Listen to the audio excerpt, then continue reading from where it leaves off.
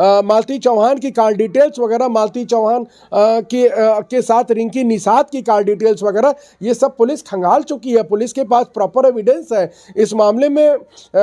विष्णु चौहान तो मान लीजिए जेल में है, लेकिन जब दीपचंद जी से जब पुलिस इस बारे में पूरी इन्वेस्टिगेशन करेगी तो वो सारी बातें भी सामने आएंगी कि मालती चौहान। एक और सवाल ये है कि जब मोहाली थाना में किन्नर और तमाम लोग जाते हैं, अब गोरखप्रिया भौजी कहती हैं कि मैं बाद में आई, लेकिन अब उसी में से कुछ लोग और थे जो सोशल मीडिया पर आकर उन्होंने न्यूज़ चैनल पे एक बयान दिया कि हम लोग जाते हैं और थाने के अंदर जाते हैं, लेकिन गोरखप्रिया भौजी नहीं होती हैं, तो हम लोग वापस चले आते हैं। वापस चले आते हैं थाने के बाहर, हम चाय पानी वगैरह करते हैं। जब गोरखप्रिया भौजी आती हैं तब वहाँ पे एक मीटिंग होती है और ये कहते हैं वो लोग कि वीडियो बनाते हुए थाने के अंदर जाएंगे। तो क्या लगता है कि इस तरह का वीडियो बनाते हुए जाना और वहाँ पर इस तरह की अश्लील हरकतें करना, थाने के जो बेंच थे उसके ऊपर अश्लील डांस करना, थाने के जो भी वहाँ पर डॉक्यूमेंट थे वो सारे छिन्न भिन्न कर देना, इसमें क्या आपको लगता है कि कितनी बड़ी उनको सजा मिल सकती है? देखिए, मैंने आपसे कहा ना कि जब गोरखपुरिया भौजी उर्फ रिंकी निषाद अपने इस षड्यंत्र में सफल हो गई कि मालती चौहान मर गई, विष्णु राज जेल चला गया, और उनको ये लगा कि जिन और 4-5 लोगों का नाम वो देवा रही हैं बयान में, दीपचंद जी के बयान में, जब उनको पुलिस इन्वेस्टिगेट नहीं कर रही है तो उनको यह डर लगने लगा कि अगर पुलिस उनको इन्वेस्टिगेट नहीं कर रही है तो इसका मतलब कहीं पुलिस सही दिशा में तो नहीं इन्वेस्टिगेशन कर रही है। इसीलिए इस प्रकार का ड्रामा उनके द्वारा क्रिएट कराया गया, और जो भी लोग 4-5-6-7-10 लोग उनके साथ थे और जो लोग भी यह बयान दे रहे हैं कि हम लोग बाहर चले आए थे, जब उनके मोबाइल डिटेल्स निकाले जाएंगे, और पुलिस निकाल चुकी होगी, और सारे वीडियो पुलिस के थाने के बाहर सीसीटीवी फुटेज लगे होते हैं, बाहर दुकानें होंगी वहाँ सीसीटीवी कैमरे लगे होंगे, वो सारे एविडेंस पुलिस कलेक्ट कर चुकी होगी। तो इस षड्यंत्र में कि मास्टरमाइंड गोरखपुरिया भौजी और उनके साथ के 4-5 लोग हैं। इस मामले में देखिए, मैंने अभी पहले भी कहा था, अभी भी कह रहा हूं, पुलिस इस मामले में गैंग चार्ट बनाएगी, गैंगस्टर बनाएगी, और इनकी सारी संपत्ति भी जब्त करेगी जो इन्होंने इस अपराध से अर्जित किया और पहले के अपराधों से इन्होंने अर्जित किया है। तो इस मामले में गोरखपुरिया भौजी जेल जाएंगी, रिंकी निषाद।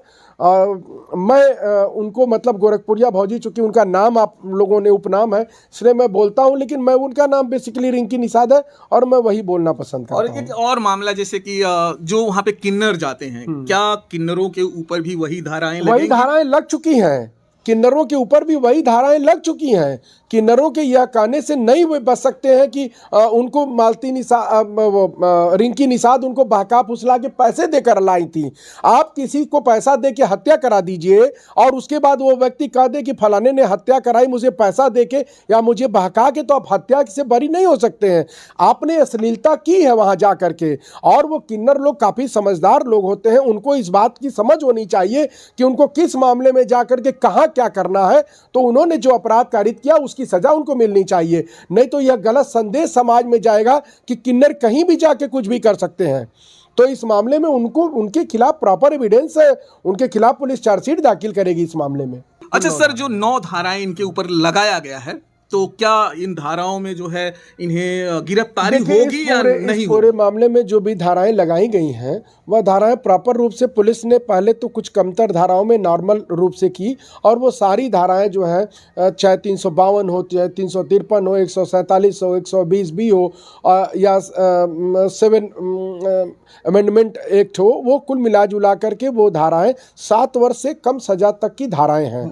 तो उसमें चूंकि 7 वर्ष से कम सजा की धाराओं में बेसिकली पुलिस गिरफ्तार नहीं करती, उस पर माननीय हाई कोर्ट की एक रूलिंग है कि 7 वर्ष के तक के अपराध की धाराओं में पुलिस नॉर्मल तरीके से गिरफ्तार नहीं करेगी, और यदि कोई ऐसा अपराध किया गया है जिससे कि समाज में गलत संदेश जा सकता है तो पुलिस गिरफ्तार कर सकती है और धाराएं उसमें पुलिस बढ़ा देगी। अनुराधा उपाध्याय कह रही हैं कि गोरखपुरी भौजी क्यों जेल जाएंगी, क्या बुलाती हैं?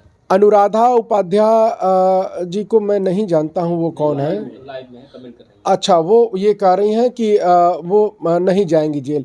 पुलिस थाने में जाकर के पुलिस के कर्मचारियों से बदतमीजी करना, वहां पर किन्नरों को षड्यंत्र करके ले जाना और उनके द्वारा वहां जो माताएं बहनें बैठी हुई थीं उनके सामने कपड़े निकाल कर डांस करना, अश्लीलता का प्रसारण करना, पुलिस के एविडेंस को फाड़ देना, उनके सिस्टम को डिस्ट्रॉय कर देना, क्या यह अपराध नहीं है? और यह जो षड्यंत्रात्मक अपराध है उसके तहत उन्होंने आर्थिक लाभ जो अर्जित किया है, क्या वह अपराध नहीं है? और अगर यह अपराध नहीं है तो बहन जी आप बताइए फिर अपराध क्या है? किस प्रकार से, क्या किसी को गोली मारना ही सिर्फ अपराध है? सरकार के कार्यों में हस्तक्षेप करना अपराध नहीं है? पुलिस की माताओं बहनों और जनता की माताओं बहनों के सामने किन्नरों का जाकर के इस प्रकार से जो है कि अश्लीलता का प्रसारण करना अपराध नहीं है?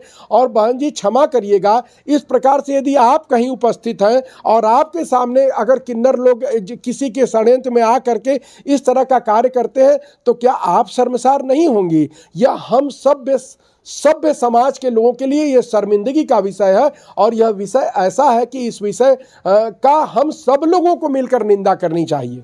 सर एक सवाल और है कि 14 तारीख को जो है पुलिस इन लोगों को कहती है कि आपने जो भी किया है आकर अपने थाने में आकर जो है बयान दीजिए। हाँ, 41 की नोटिस पुलिस जारी करती है उनको। हाँ, तो क्या इस संदर्भ में ये लोग जो है फरार हो जाते हैं, घर से छोड़ देते हैं, घर से कहीं न कहीं बाहर हैं? और अगर ये लोग कहते हैं कि हम लोग बेगुनाह हैं, हम लोगों ने ऐसा नहीं किया है, तो क्या उन्हें आकर थाने में अपना बयान दर्ज कराना चाहिए? 41 की नोटिस पुलिस देती है कि आप आकर के बताइए आपने यह कार्य किन परिस्थितियों में किया है। और 41 की नोटिस डीबार होने पर पुलिस माननीय न्यायालय से वारंट लेती है और पुलिस इस मामले में वारंट या तो ले रही होगी या ले चुकी होगी। और पुलिस वारंट लेकर के जब इनको गिरफ्तार करेगी और जब इनके ऊपर गैंगस्टर लगाएगी तो आप देखिएगा कि ये सारी बातें सामने आएंगी और इनका सारा षड्यंत्र सामने आएगा। और मैं पहले भी, चूंकि आप लोगों के माध्यम से मेरी बात हुई थी, तो मैंने पहले भी कहा था कि इस मामले की पूरी षड्यंत्रकारिणी मतलब मालती चौहान की मृत्यु का भी षड्यंत्र इसी प्रकार का षड्यंत्र है जिस प्रकार का षड्यंत्र मोइली थाने में जाकर के किया गया है।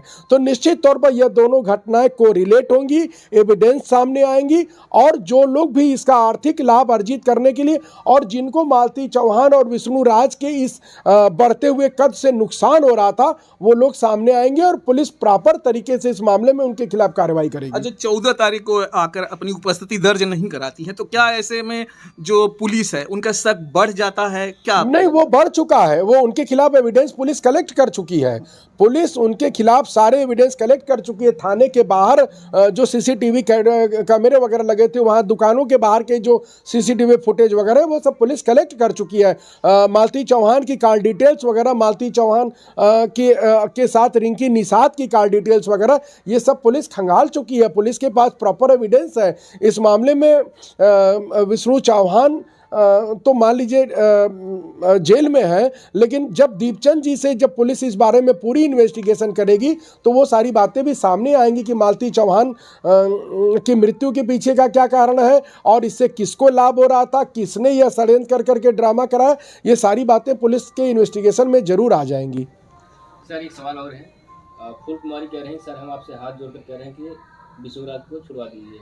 जी देखिए, छोटा विवाद बेटा है बिना बाप के कैसे पढ़ेगा सर? जी देखिए, बिल्कुल बहन जी आपकी बात निश्चित तौर पर मैं सुन रहा हूँ और समझ रहा हूँ, लेकिन इस मामले में चूंकि मैं अधिवक्ता नहीं हूँ तो जो भी अधिवक्ता हो इस मामले में वह ज़रूर इस मामले में हम लोगों से भी मदद ले सकते हैं। और अगर हम लोगों को अगर इस मामले में कहा जाएगा तो हम लोग भी इस मामले में मदद करेंगे उनकी, बिल्कुल।